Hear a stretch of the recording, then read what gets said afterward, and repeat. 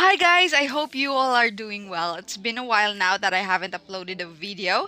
I was just busy with my personal life and of course full-time job, so I didn't notice I received tokens called APE NFT in Binance. So I did a quick research and found out that Binance has this airdrop, ongoing airdrop. Binance completes the ninth round of APE NFT airdrop distribution to Tron, BTT Old, BTTC, JST, and Winklink holders. You can also confirm the receipt of these tokens via the distribution page in the user center.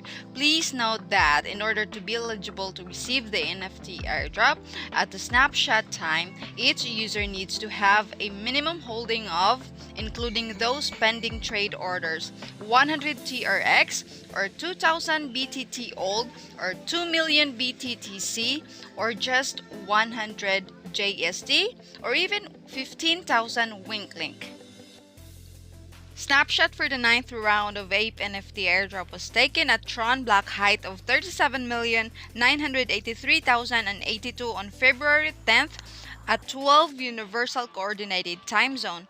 Please ensure that you have not selected the Hide Small Balances to view your NFT tokens in your funds pages.